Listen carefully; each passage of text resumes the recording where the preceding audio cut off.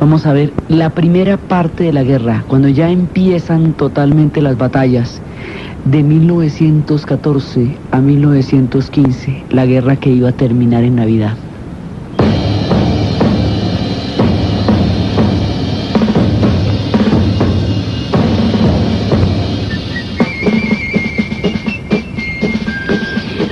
Cuando la guerra comenzó, en agosto de 1914, esto iba a terminar en Navidad. Era, mejor dicho, les iba a coger la noche para llegar a las batallas. No iban a alcanzar a vestirse de gloria. Empezaban a salir al principio con esos uniformes brillantes que las trincheras convertirían en ese gris plomizo que significa el barro. Esto al principio estaba sobrevendido, como cualquier avión, todo el mundo creía que esto era una maravilla. Y el absurdo se va desatando, y se va desatando sobre la base de los supuestos que no se van a cumplir. Entonces habíamos hablado cómo en el momento en que se produce la movilización general de las tropas rusas, los alemanes inmediatamente piensan que los van a atacar de lleno, pero no. Los alemanes, acuérdense que los alemanes quieren atacar Rusia, pero piensan atacar Francia. Y cuando van a atacar Francia piensan que eso es rapidito, que la van a atacar. Que van a atacar Francia, pero como no la pueden atacar directamente porque está muy bien defendida, se meten por el flanco que es Bélgica. Y habíamos visto cómo al meterse por el flanco que es Bélgica, han roto la neutralidad de los ingleses, de la neutralidad que los alemanes se habían comprometido a tener con Bélgica, y que Inglaterra se había comprometido a defender a Bélgica siempre. Entonces los alemanes no se les ocurre que cuando se metan en Bélgica, los ingleses en realidad van a atacar y van a respetar la palabra de defender la neutralidad de Bélgica. Así que cuando se meten los alemanes por Bélgica, inmediatamente Inglaterra declara la guerra y se mete de lleno en la guerra, sin querer. Inglaterra no quería meterse en la guerra, pero allá se metió, porque las cosas la empujaron a eso por un lado. También habían supuesto los alemanes que a Francia era pan comido, que eso era cuestión de meterse en Francia rápidamente, y eso era que iban avanzando y avanzando y avanzando, ya llegaban, invadían Francia, acababan con ese frente y se devolvían a Rusia, que era con los que realmente se empezaban a enfrentar, teniendo en cuenta que Rusia había hecho la movilización general de tropas. Esto por eso era que la guerra se iba a acabar en Navidad, porque esto duraba poquitico. Resulta que habíamos hablado la vez pasada cómo los taxistas del Marne van a librar una lucha heroica y van a trasladar el ejército de París hasta el Marne, donde se va a dar la batalla en la que contienen el avance del ejército alemán. Al contener el avance, ellos sí logran entrar a Francia, pero no logran tomarse Francia como habían pensado. Entonces, de ahí no van a, digamos, ahí los trancan, y al trancar al ejército francés, se abre el frente occidental, y no pasa como habían supuesto, que derrotan a Francia rápidamente y se van a mirar a los rusos, que eran el objetivo, digamos, desde el punto de vista de la guerra de Alemania. Entonces, al no poder pasar de ahí, quedan estancados en Francia, y ahí es cuando van a empezar, al sentirse trancados, ahí van a empezar a hacer trincheras para hundirse dentro de los campos franceses para que no los puedan repeler, para que no los puedan sacar de allá. Pero ahí queda abierto el frente occidental, y el frente occidental, al quedar abierto, pone a Alemania en la situación de una guerra de dos frentes, que era lo que ellos querían evitar.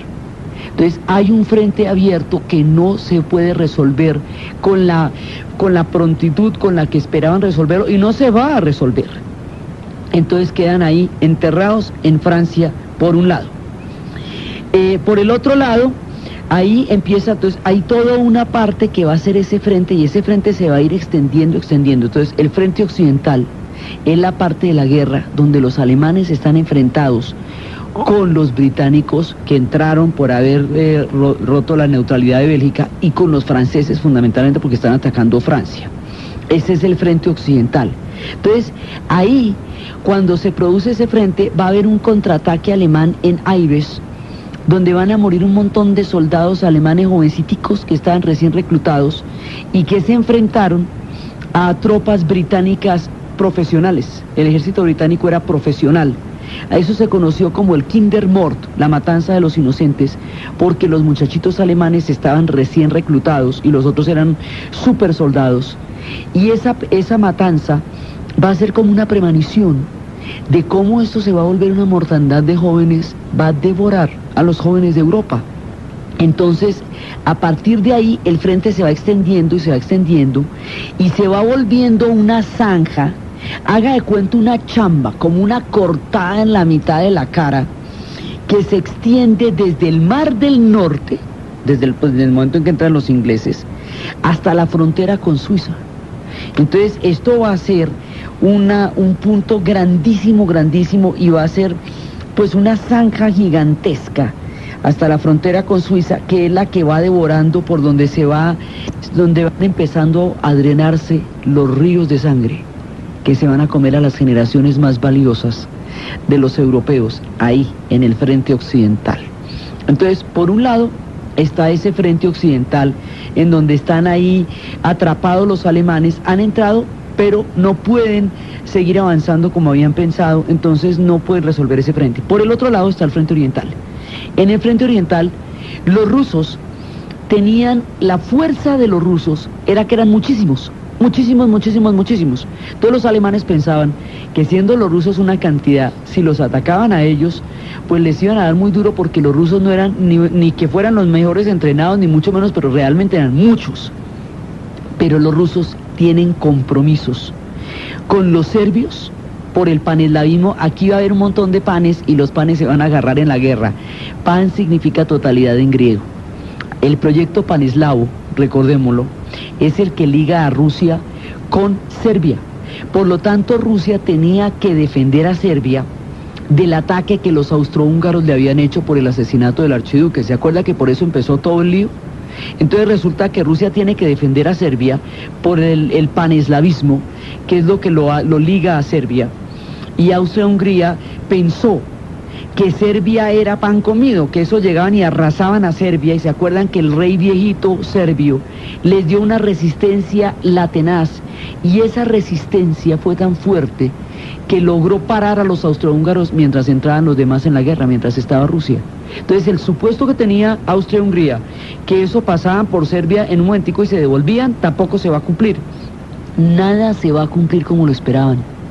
Todo el mundo se imagina que esta guerra va a ser de una manera y resulta de otra. Todo el mundo cree que va a ser corta, todo el mundo cree que va a ser gloriosa. Las guerras son impredecibles. Y una vez que empiezan, nadie se imagina cómo van a acabar, ni hasta dónde lleguen, ni cómo se extiendan, ni qué resultados tengan. Y la muestra más dramática, aterradora y absurda de esto es este conflicto en el que estamos, la Primera Guerra Mundial. Los austrohúngaros pensaron que lo de Serbia era cuestión de 2 días, y la resistencia del rey viejito, que paró a los austrohúngaros mientras llegaron los rusos, hizo la diferencia en el frente oriental. Todos los rusos lo que hacen es que dividen sus tropas, porque tienen una doble lealtad. Tienen una lealtad con los serbios por el paneslavismo, y es porque Serbia es su parcero, su llavería, y tienen un compromiso de alianza con Francia, porque por eso están metidos en la alianza con Francia y con Inglaterra. Entonces, como Francia ha sido atacada por los alemanes, Rusia tiene que responder a Francia. Y como Serbia ha sido atacada por los austrohúngaros, Rusia tiene que apoyar a Serbia. Entonces dividen los ejércitos. Unos van al frente oriental y otros van al frente occidental. Con eso los rusos se van a debilitar muchísimo, porque la fuerza del ejército ruso estaba en la cantidad tan impresionante de gente que eran. Al dividirlos, ya no tienen esa superioridad. Y más adelante vamos a ver cómo la muy difícil situación de los ejércitos rusos va a terminar siendo el detonante de la Revolución de Octubre, pero eso lo vamos a ver más adelante. Por ahora, están en el frente oriental y en el frente occidental, y no se cumple ninguno de los supuestos. Entonces van a atacar a Austria-Hungría desde Galicia y a Polonia, y a Alemania la van a atacar desde Polonia. Entonces ahí es cuando se va a dar la batalla de Tannenberg, y en esa batalla los alemanes van a derrotar a los rusos, cosa que tampoco se imagina ni siquiera los mismos alemanes, que ellos pudieran parar a los rusos. Y ahí surgen 2 personajes que van a tener un prestigio muy grande en las filas alemanas. precisamente por haber parado a los rusos en el frente oriental. Esos personajes son Paul von Hindenburg y Erich Ludendorff. Ludendorff y von Hindenburg son los adalides, digamos, los artífices de esta victoria contra los rusos, de esta manera de parar a los rusos en el frente oriental, y eso les va a dar un prestigio muy grande frente a los propios alemanes. Entonces, eso, digamos, eso es lo que pasa en la primera parte. ¿Por qué hacemos hincapié en que vamos a hablar de 1915? Porque la guerra esta guerra es muy compleja, y cada parte de la guerra es distinta. Eso va cambiando de matices y de colores, y esto se va volviendo distinto, y los actores van transformando su participación en la guerra a medida que transcurre. Entonces esto es muy diferente lo que va a ser, por ejemplo, en el 17 o en el 16 a lo que va a ser en el primer año, que es en el 15. Es muy diferente, por eso nos toca ir mirándola poquito a poquito, porque eso se transforma de muchas maneras. Entonces, Austria-Hungría, el objetivo de Austria-Hungría eran los serbios. Ellos querían los serbios de almuerzo, por la venganza del asesinato del archiduque, pero no los pudieron servir de almuerzo porque los serbios no estaban para almorzarse. Se dieron realmente una resistencia impresionante. Entonces, siguen en la guerra, pero hay un momento en que los austrohúngaros se van a dar cuenta que no pueden contra los serbios, y que no han podido adelantarse, y que han perdido mucha gente. Para diciembre de 1915, ya en diciembre, esto ya no va a ser una guerra relámpago. Esto ya, hay mucha gente metida aquí, hay mucha gente movilizada. Los ejércitos, ahí entre chiste y chanza, los austrohúngaros, ahí como sin imaginarse la dimensión del conflicto, han perdido 2 millones de hombres en el primer año de guerra. Así que los austrohúngaros en la primera parte de la guerra ya están completamente debilitados. Van a seguir peleando, pero ya finalmente no van a poder hacer una diferencia militar sustancial, porque están increíblemente debilitados. Como ellos tienen ese arrume de pueblos de tan diferentes lenguas, y hay unos hablan eslavo y otros magiares y otros, entonces los oficiales capaces de dar órdenes en las distintas lenguas de los pueblos eslavos contenidos en el Imperio Austrohúngaro van a morir en este pedazo. Entonces ya no va a haber quien cohesione esos ejércitos, y cada uno de esos ejércitos se va a disgregar en lados diferentes. Además, con el cuento de que por dentro ellos quieren ser naciones, ¿no? Muchos de esos ejércitos tampoco son partidarios del proyecto del Imperio Austrohúngaro, solamente que están metidos ahí. Entonces el Imperio Austrohúngaro, a pesar de seguir la guerra, ya no tiene con qué. Va a aguantar hasta el final, hasta que se muere el emperador, pero no tiene con qué, y pierde 2 millones de hombres en el primer año. O sea, esto no ha ni arrancado, y ya pierden 2 millones de hombres en la primera parte. Y todo va siendo un fracaso. O sea, Austria-Hungría, que es la que va a empezar todo el lío, va a fracasar en casi todas las empresas. Entonces, eso le va a dar toda la carga a los alemanes, porque los alemanes son los que en un momento dado van a tener que frentear todo. Entonces, Austria-Hungría, en ese momento, cuando ve que fracasa el ataque serbio, entonces trata de continuar, pero la guerra relámpago ya se pierde ahí. Ya, digamos, ya para este momento, la guerra continúa. Para 1915, ya la idea de una guerra relámpago, de un ataque fugaz a Francia, de un ataque fugaz a Serbia, de una contención a Rusia, nada de eso ha pasado, solamente la contención de Rusia, pero ya los objetivos, los supuestos que empezaron la guerra no se cumplieron, y esto está más enredado. Entonces, para 1915, uno dice, bueno, si esto está tan enredado, si nada se ha cumplido, y si este conflicto no es para nada como se había pensado, ¿por qué no termina la guerra? Mire, nada se ha logrado aquí, esto está espantoso, ¿por qué no terminamos la guerra? Pues la gente está muriendo en cantidades impresionantes, los peladitos están muriendo. Y digo peladitos porque es que la mayoría de la gente que murió era gente joven, es una pérdida impresionante. Entonces no se retiran en 1915, cuando si se retiran ahí, esto hubiera quedado harto, pero todavía hubiera sido posible, pero no se retiran. No, cada uno tiene una razón para no retirarse. Los alemanes sienten que todavía tienen mucho chance, porque si bien están bastante enredados en el frente occidental, en el frente oriental están divinamente, y ellos sienten, los alemanes sienten que ellos son la representación de una cultura que es la única que puede luchar contra la barbarie eslava y contra la decadencia de la civilización francesa y contra, en palabras de ellos, el embrutecimiento materialista y comercial de los anglosajones. Ellos creen que su cultura está representada por las virtudes de los guerreros y que eso que los otros llaman militarismo es en realidad la exaltación de la virtud germana. Aquí tenemos un primer germen de lo que sería toda esa mitología de la Valhalla y de las valquirias y de todo ese pangermanismo. Ellos quieren, también estamos en todos los panes, ellos quieren un pangermanismo, ellos consideran que la suya es una civilización que debe defenderse y que además tienen bastante chance en la guerra y que por eso no se van a retirar. Eso es lo que ellos consideran.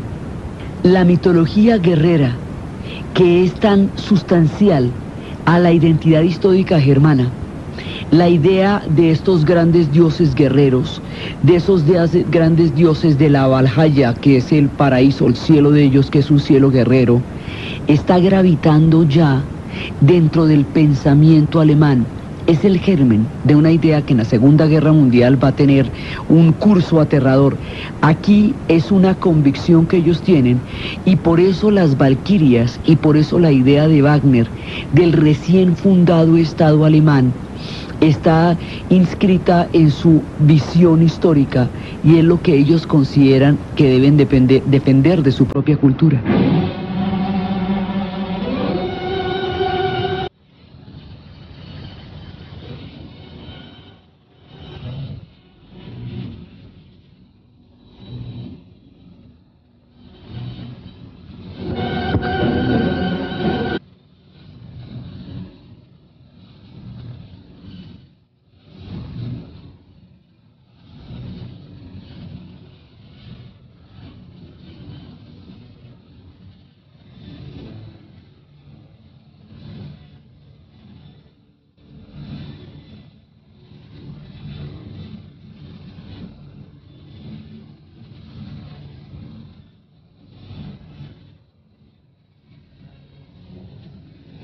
Este tema de las valquirias de Wagner, de la cabalgata de las valquirias, va a jugar un papel importantísimo en las dos guerras.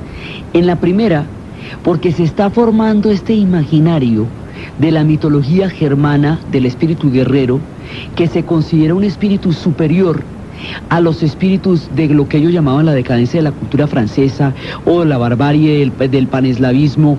Ellos consideraban que el suyo era un espíritu más austero y más evolucionado dentro de la cultura. Hasta ahora esto es una idea, todavía esto no se va a volver un proyecto. Esto se va a volver un proyecto en la Segunda Guerra Mundial sobre la herida de la Alemania que perderá todo esto. Por ahora es una mirada que tienen y está ahí, pero esa mirada está en ciernes. Entonces los alemanes no se retiran porque además consideran que están en una muy buena posición en ese momento. No consideran que sea el momento de retirarse. Francia no puede retirarse de la guerra porque es que tiene una quinta parte del territorio productivo invadida por los alemanes. Le han quitado Alsacia y Lorena y le han hecho semejante gol en la batalla de Sedan. Si Francia se retirara en este momento de la guerra, Francia volvería a repetir la más amarga de las lecciones, que es la lección de Sedan. Eso los franceses no lo van a hacer. Así que los franceses van a pelear este frente con los dientes, con alma, vida y sombrero, y no están ni pensando en la posibilidad de retirarse, porque eso para ellos en ese momento no tendría ninguna posibilidad distinta de ofrecérseles en bandeja a los alemanes. Ellos no van a hacer eso. Esta guerra entre los alemanes y los franceses durante estos dos conflictos y en los siglos anteriores es aterradora, digamos, ¿es el uno o es el otro? ¿Sobrevive el uno o sobrevive el otro? Entonces después vamos a ver en el curso de todo lo que está pasando aquí, cómo Francia va a responder ante Alemania cuando termine la guerra, sobre la base de esta invasión y sobre la batalla de Sedan y sobre Alsacia y Lorena, la manera como se va a pasar esa cuenta de cobro tan terrible. Gran Bretaña no puede pensar por ahora en la paz, porque primero tiene 1 millón de voluntarios que aún no han entrado en combate, entonces siente que lo que tiene es gente para pelear. Hasta ahora se habían empezado a alistar. En ese momento Gran Bretaña considera que ellos son los defensores de la democracia y del predominio de la ley contra el militarismo de los alemanes. Hay un profundo sentimiento anti-alemán en Inglaterra y es una época muy belicista. Tanto es el sentimiento anti-alemán que las familias alemanas de apellidos alemanes que viven en Inglaterra piensan que es necesario cambiarse los apellidos, porque hay una fuerte fobia contra los alemanes. Es así como la familia Battenberg se va a cambiar el apellido por Mountbatten, y Lord Mountbatten y Rowena Mountbatten, que después van a jugar un papel significativo en esta historia, porque además Lord Mountbatten va a ser el último virrey de la India y el que reciba la rendición de Japón cuando termine la Segunda Guerra Mundial. Su apellido era Battenberg, pero se lo cambia a Mountbatten. La familia real, ustedes se acuerdan que la familia real inglesa estaba conformada por el príncipe Alberto de la casa alemana de Hannover, que se va a casar con la reina Victoria, y ahí es cuando viene, digamos, entroncan con una rama germana. En ese momento, como la casa dinástica es Hannover, se van a cambiar el nombre por Windsor. Y es ahí cuando empezamos a hablar de la casa de Windsor y no de la casa de Hannover, porque todo lo que suene alemán en ese momento está mal visto. La música de Wagner que escuchábamos ahorita queda totalmente proscrita en Inglaterra. No se puede escuchar a Wagner, se vuelve una prohibición. Los pastores alemanes que había en Inglaterra los van a rebautizar alsacianos, por la historia de Alsacia y Lorena, y los perros salchichas no se van a volver a ver por la calle. Ese significa el sentimiento anti-alemán que existe en la Gran Bretaña.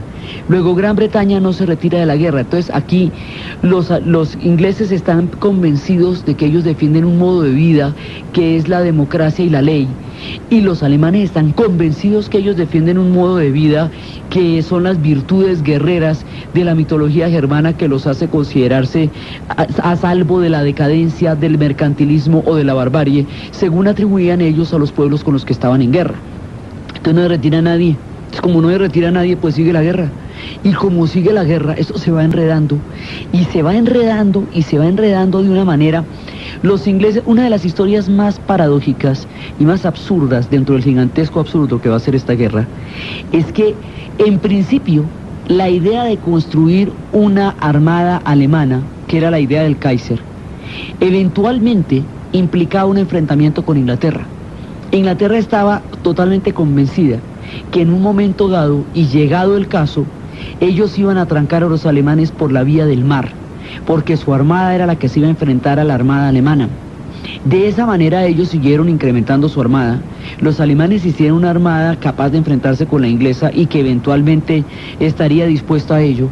Pero como eran dos armadas tan importantes, como la batalla final se iba a definir a partir de las armadas, como los buques con el sueño que tenían los ingleses de repetir Trafalgar o la Armada Invencible, ellos querían esas batallotas así definitivas, navalotas y tremendas, donde ellos se adueñaban de los mares y arrasaban a los otros. Entonces les parecía que su armada era tan sensacional que había que tenerla guardadita en el norte de Escocia para el momento cuando llegara.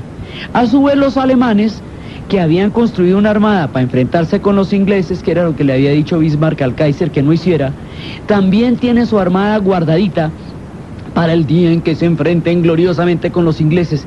Ese día no llegó. Las dos armadas quedaron guardadas cada una con una cantidad de recursos impresionantes, y la guerra no llegó a los mares. Primera Guerra Mundial no llegó a los mares. La paradoja y el absurdo es esta cantidad de recursos y esta cantidad de planes detrás de las dos armadas que jamás se enfrentaron. Ahí quedaron cada cual guardadita, una detrás de la otra, eso sí, muy furiosas, ellas muy tremendas y muy peligrosas, pero ahí quedaron entre el closet las dos. Entonces, en ese momento, el dominio británico del mar y todo, allá no va a llegar, no va a ser ahí donde esto va a tener los puntos de enfrentamiento más grandes. Entonces, las grandes flotas quedan allá, esperando los días de Trafalgar, que no habrían de llegar. Así se van a quedar por ese lado. Tuvieron unas escaramuzas por allá en el extremo norte de Escocia, hubo unas batallas de un escuadrón que destruyó frente a Chile a un barco, a unos ingleses, y hubo otra por allá para el lado de los Malvinas. Pero en realidad nunca se enfrentaron, y estos eran el choque, o sea, era, digamos, el partido más importante de la guerra era la batalla entre estas dos, y nunca se dio. Por otro lado, estos pueblos tienen colonias. Las colonias no son importantes, pero van a quedar involucradas en la guerra. Entonces, los ingleses que estaban dominando el mar, como los alemanes van a entrar a buscar el dominio del mar, entonces los alemanes se van a meter en África, y ahí va a haber batallas en Tanzania, lo que va a ser la parte alemana del África que estaba en el reparto. Esas batallas no son importantes, pero esas batallas empiezan a darle a los africanos la manera como pelea el hombre blanco. En esta ocasión los africanos se van a enfrentar por batallas que no tienen absolutamente nada que ver con ellos. Se van a enfrentar las tribus en el sudeste alemán, o sea en Namibia. Se van a enfrentar en Togo, en Camerún, en el Camerún alemán, y se van a enfrentar en Tanzania, y va a ser al mando de Paul von Letton, pero eso no va a ser importante, inclusive estas batallas van a durar hasta el 18. Lo que pasa es que aquí empiezan a cuestionar la superioridad de los europeos. Por primera vez, la cantidad de promesas incumplidas después de estas guerras son las que le van a dar para la Segunda Guerra Mundial a los africanos la dimensión de lo que significa el orden colonial. Aquí empiezan por primera vez a darse cuenta cómo es que pelea el hombre blanco y que ellos realmente lo pueden vencer si se ponen de acuerdo.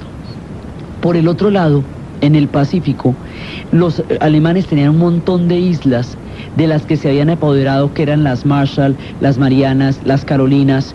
Esas islas van a quedar eventualmente en manos de los japoneses, y las islas de Samoa, Papúa, Salomón y Bismarck van a quedar en manos de los australianos y de los neozelandeses. En esta guerra, las islas del Pacífico no tienen ninguna importancia. En la Segunda Guerra Mundial, las islas del Pacífico van a ser el escenario clave de lo que es la guerra en el Pacífico de los Estados Unidos con Japón. Por ahora están ahí, y los japoneses van a aprovechar, razón por la cual se meterán después en la guerra para meterse con esas islas que están ahí y que a ellos les parecen sensacionales y que van a ser parte del proceso de expansión insular de Japón, y que es lo que los va a llevar más adelante a enfrentarse con los gringos en la otra guerra. Por ahora las traemos al escenario, porque en la Segunda Guerra serán importantísimas, y aquí van a pasar del dominio alemán al dominio japonés y al dominio inglés y neozelandés. Esa es otra parte. Por eso es que esta guerra se va volviendo mundial, por las colonias, por las islas, por la cantidad de territorios que no son definitivos, pero que también están involucrados. Entonces hay un epicentro de la guerra que es en Europa, pero hay una serie de ecos que van por África y van por el Pacífico, que no definen de ninguna manera el curso de la guerra, pero que sí van introduciendo variantes que van a ser importantes en la Segunda Guerra Mundial. Por el otro lado, hay otro problema. Imagine que todo el mundo quiere un reino de los suyos.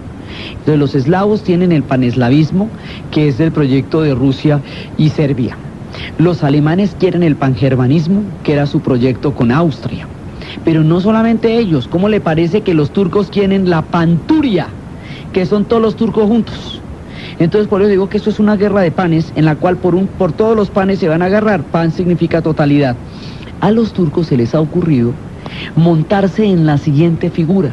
Ya no el imperio, porque ellos saben que ese imperio se va a perder, pues, de todas maneras, pero en centralizar los turcos que hay en el Cáucaso, en los montes Cáucaso, y los que hay en el centro de Rusia, digamos en las partes centroasiáticas, porque los turcos son muchísimos pueblos. ¿Se acuerdan que habíamos dicho que los otomanos son uno de los muchos pueblos turcos?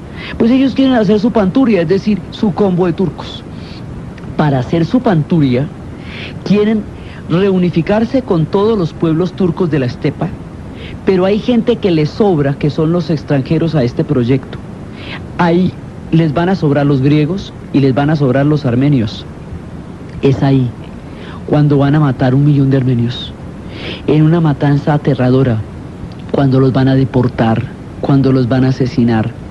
Y esto no tiene ni una sola miniserie, solamente una película que se llama Ararat, y el mundo no recuerda, y el mundo no registra, y nadie tiene en la cabeza el genocidio armenio, que estaba en la mitad de un proyecto de la Panturia.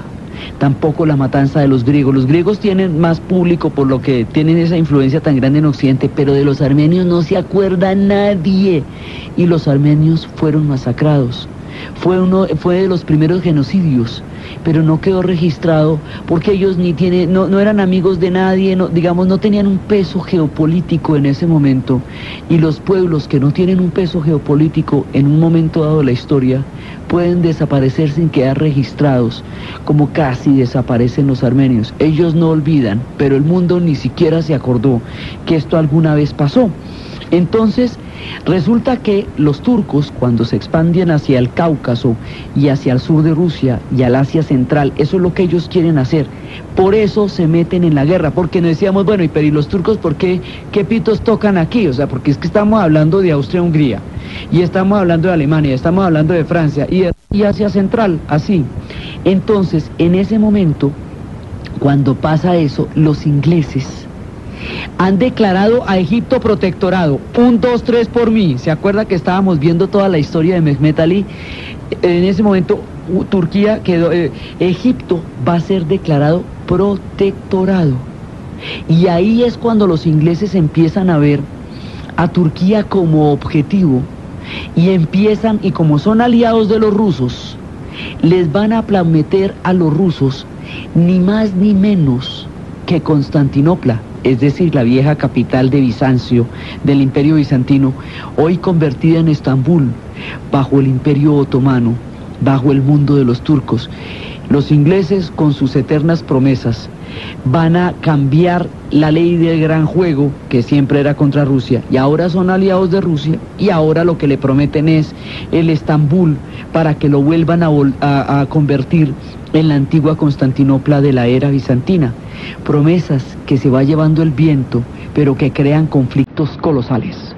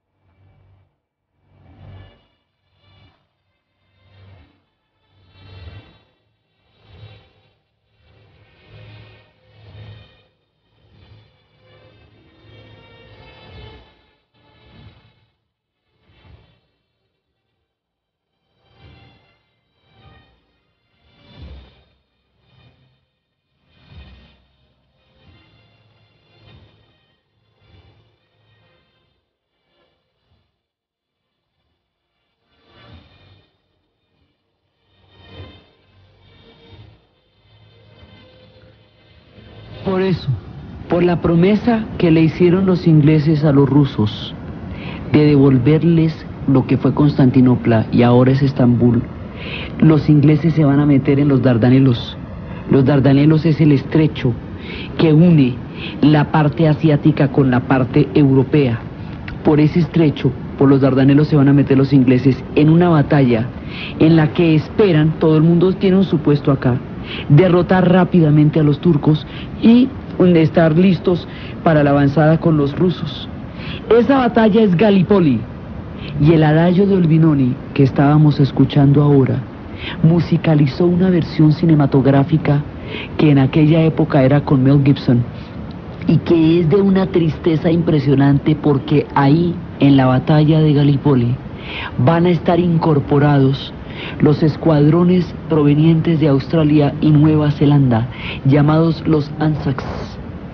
Esa batalla tenía como objetivo, como todas, era una cosa corta, era tomarse los Dardanelos, era atravesar Turquía y brindársela a los rusos, que ahora eran los aliados de la Gran Bretaña, después de que todo se había hecho en las épocas anteriores para impedir la expansión rusa. Ahora la van a incrementar y lo que van a hacer es ofrecerle a los rusos en bandeja, a los turcos en bandeja, pero los turcos no se dejan ofrecer en bandeja.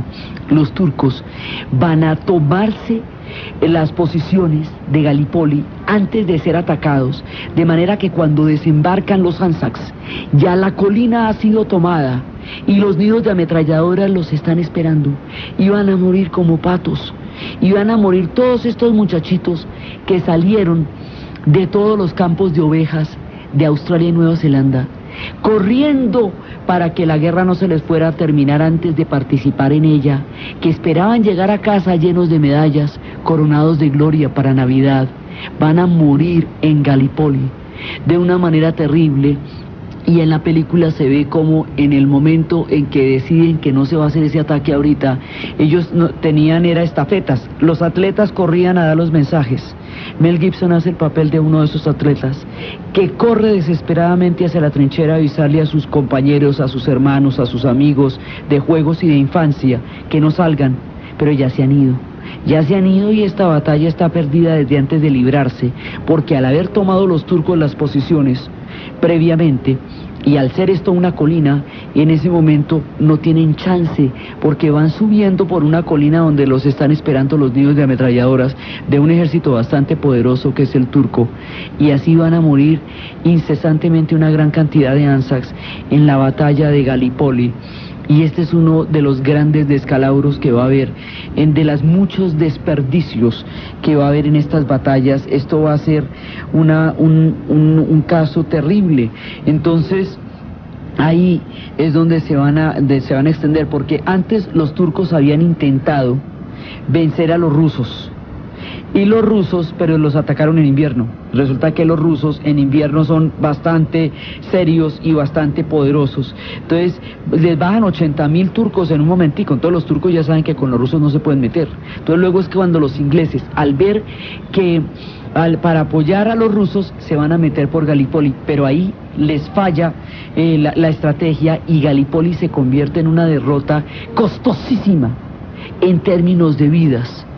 Y no se toman los Dardanelos, ningún supuesto se cumple en esta guerra.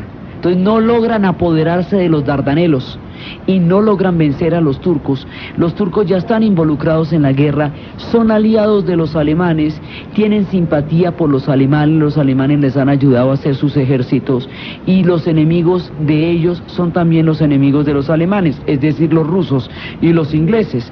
Por esta razón, los turcos van a terminar metiéndose en la Primera Guerra Mundial, aliados con Alemania, y a través de la mediación alemana van a terminar de aliados con Austria-Hungría, después de haber sido enemigos durante más de 6 siglos. Austria-Hungría ya está haciendo agua, está bastante debilitada, pero ahí terminan en una extrañísima alianza, los dos eternos enemigos que eran Austria-Hungría y los turcos otomanos, por una vía intermedia que son los alemanes, pangermanos desde el punto de vista austriaco, y enemigos de los rusos y de los ingleses igual que los turcos, y termina armándose esa alianza entre los imperios centrales y Alemania y Turquía. Entonces se van a meter por el Cáucaso y no van a poder, ellos no van a poder con los rusos, los turcos no van a poder, en general nadie va a poder, pues no van a poder con los rusos. Entonces ahí es cuando, en ese momento es cuando los ingleses han aprovechado para declarar a Egipto protectorado. ¿Para qué? Para proteger el canal del Suez, la ruta del canal del Suez. Por eso lo declararon protectorado en ese instante, y es cuando se van a meter a los Dardanelos y se van a meter a Constantinopla y se van a meter a Galípoli, y en Galípoli es donde van a sufrir un descalabro impresionante, y es cuando van a empezar a llegar las tropas de los Anzacs. La península de Galípoli va a ser la tumba de muchos chicos de los Anzacs, y va a ser el punto donde los ingleses no van a poder controlar los Dardanelos. Entonces nadie va a lograr en la guerra lo que quiere, nadie. Y toda la guerra va cogiendo un curso que es independiente de los actores, y los resultados se van volviendo totalmente caprichosos. Entonces, al no tener los Dardanelos, Turquía se fortalece, Rusia no puede avanzar, los Anzacs mueren en grandes cantidades sobre la península. Y por el otro lado, ya después de esto, o sea, después de que los turcos han atacado Rusia y han sido derrotados por los rusos, les han matado 80.000 hombres, después de que los ingleses se han metido a defender a los rusos, atacando a los turcos en Galípoli, y han perdido la batalla de Galípoli y han perdido el control de los Dardanelos, no lograron controlarlo, han declarado a Egipto protectorado como parte de su estrategia para defender el Suez. Después de esto hay otro pedacito, y es que lo que es Austria, Alemania y lo que es Bulgaria van a atacar, Austria, Alemania y Bulgaria van a atacar a Serbia otra vez, y ahí sí arrasan con el ejército serbio.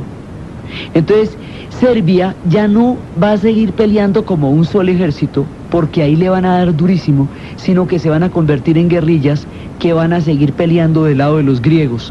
Pero ya Serbia, como ejército serbio, que no fue aplastado en el ataque que dio inicio a la guerra, que no fue herido por que no fue derrotado por los austrohúngaros, porque en aquella época el rey viejito libró la resistencia. Ahora, cuando Bulgaria la va a atacar junto con Austria y Alemania, ahí sí la disuelven y se convierten en guerrillas que van a pelear del lado de los montenegrinos, en las montañas de Montenegro, a favor de los griegos. Entonces mire que Serbia, que es por donde se arma toda la guerra, aquí se disuelve como ejército nacional. Austria, que es la que empieza la guerra precisamente contra Serbia, ya está terriblemente debilitada, sigue peleando, pero ya pierde el peso militar de la guerra. Entonces nuestros principales protagonistas, por donde empieza la guerra, que son Austria y Serbia, en la primera parte, mire que es que todavía estamos en este año de 1914-1915, en la primera parte de la etapa ellos ya pierden, digamos, el peso específico, y el peso específico lo van a ir agarrando es más bien los alemanes y los franceses y los ingleses. Así, una guerra que empezó en los Balcanes se va a definir es en el frente occidental, se va a definir es entre los ingleses, los franceses y los alemanes, cuando la historia había empezado en los Balcanes, entre Austria-Hungría, Serbia y Rusia. Entonces, esto es como una cámara que va cambiando de ángulos. Hay que moverse por ese mapa a toda velocidad, porque esto tiene unos acontecimientos totalmente impredecibles, toma rumbos que nadie puede manejar. Esto en el momento que no lo está manejando es nadie, porque todo el mundo está haciendo lo que cree que va a pasar y nada de eso está pasando, entonces todo el mundo sigue peleando, hay una movilización de hombres gigantescos. Y en el momento en que se da esta coyuntura, ahí sí los italianos entran en la guerra, del lado de los aliados, es decir, del lado de Inglaterra y Francia, lo cual es muy curioso porque en una época Italia formó parte de la alianza que tenían Austria, Hungría y Alemania, en una época. Ahora, habiendo formado parte de esa alianza, ahora va a entrar del lado de los otros, de los ingleses y de los franceses. ¿Por qué? Porque Italia tiene territorios que reclamarle a Austria-Hungría, en Trieste y en el Fiume. La parte de los italianos, que les cuento que son monos porque son austriacos, de filiación austríaca, ellos quieren esos territorios. Y encuentran una papaya aquí, ya que todo el mundo ha derrotado a Austria-Hungría, ya que los serbios pararon a Austria-Hungría, ya que los rusos le han dado duro a Austria-Hungría, y dice, ¿y por qué nosotros no?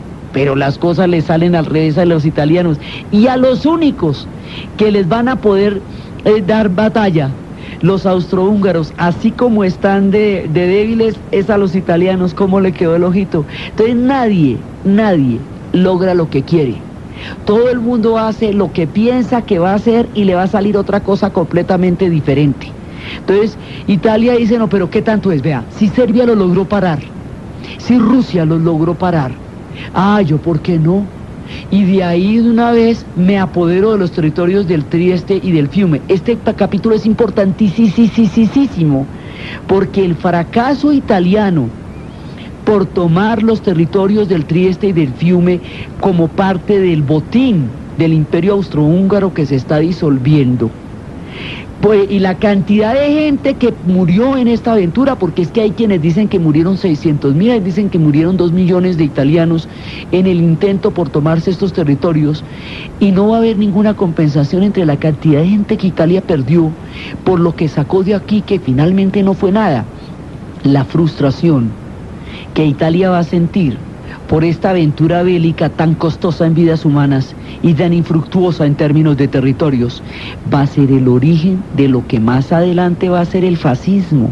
Es a partir de estos territorios que Gabriel D'Annunzio va a proclamar más adelante que esos territorios son un destino manifiesto de los italianos junto con el resto del Mediterráneo, y ese será el origen del fascismo. Así que este pedacito tangencial en nuestro relato aparentemente es crucial para la formación de las ideologías que se van a presentar en Europa después de esta guerra. Entonces aquí estamos viendo ya las semillas, por supuesto en replay, ¿no? Porque ya hace bastante de esto, entonces ya esto se le ha dado mucha vuelta y se ha analizado.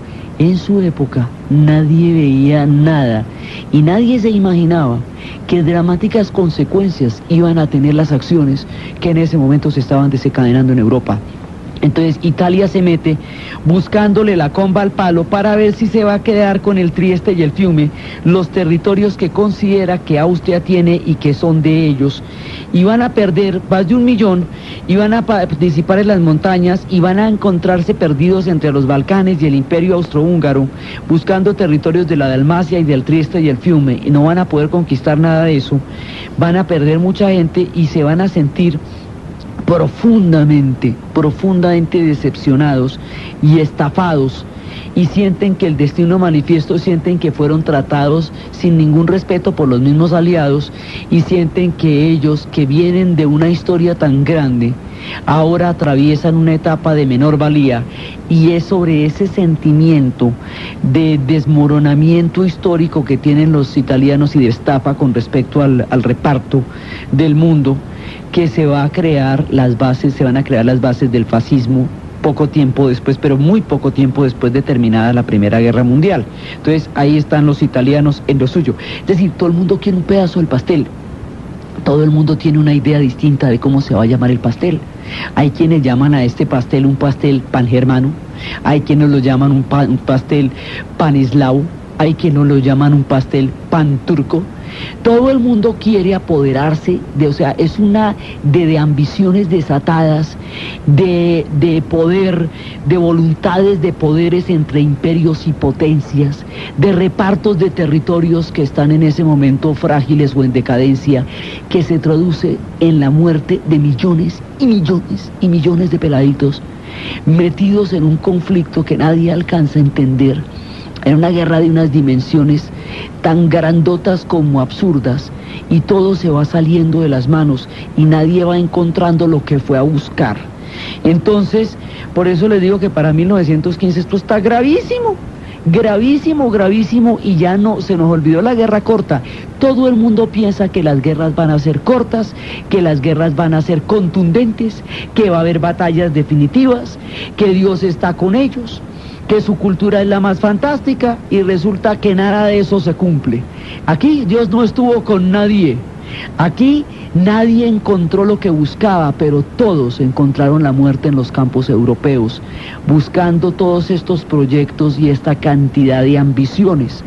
Entonces, mientras tanto, dentro del mando alemán, hay quienes consideran que el frente oriental, que es el que están donde estaban precisamente von Hindenburg y Ludendorff, es el que es importante, pero hay otro tipo que es el que considera que es el frente occidental, es decir, el de Francia, que es Erich von Falkenhayn. Él es el que cree que hay que meterle toda la ficha al frente occidental, y que lo que hay es que meterle toda la guerra a Francia y a Inglaterra. Es para probarle a los otros dos que la cosa sí es por ahí. Es que van a empezar la segunda parte de la guerra, la de 1916, que van a ser las batallas de desgaste, las guerras para desangrar a los ingleses y a los franceses.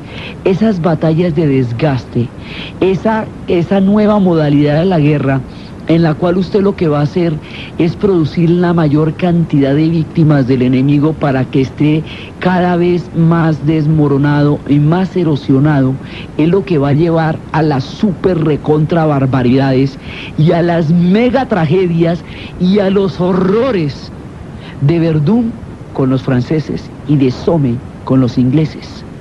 Es precisamente esta modalidad.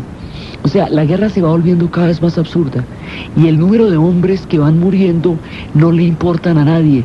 No piensan que eso está mal planeado porque no pueden morir esa cantidad de personas por nada, sino que las armas no apuntan con suficiente precisión o que no se tomaron la ametralladora tal. Y a todas estas esto está empantanado. Pero después de empantanarse esto se va a volver más trágico todavía. Los alemanes ya han empezado a usar gas mostaza en las trincheras. Y esto, militarmente hablando, no es eficaz, pero políticamente hablando, les hace mucho daño ante la imagen pública.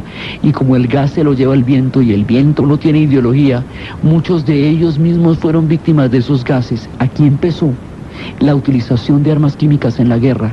Y como estábamos en un conflicto tan grandote, a nadie se le ocurrió que eso había que pararlo. Y que por ahí no se podía hacer nada y no se debería hacer nada. Y mire dónde vamos. La cosa arrancó de ahí. Pero esto se agrava. Y se agrava en la medida en que se estanca. Y se estanca en la medida en que va para 2 batallas de una mortandad impresionante que van a llevarnos ya al absurdo del dolor de la muerte de tanta gente. Esas batallas, la segunda parte, 1916, es la que vamos a ver en el siguiente programa. Ahora estamos en esta Navidad donde la guerra no se acabó. Para el tiempo del árbol de Navidad, los chicos no llegaron a casa, no están coronados de gloria, están empantanados en una cantidad de supuestos que no se cumplieron y en una cantidad de absurdos que están desangrando Europa.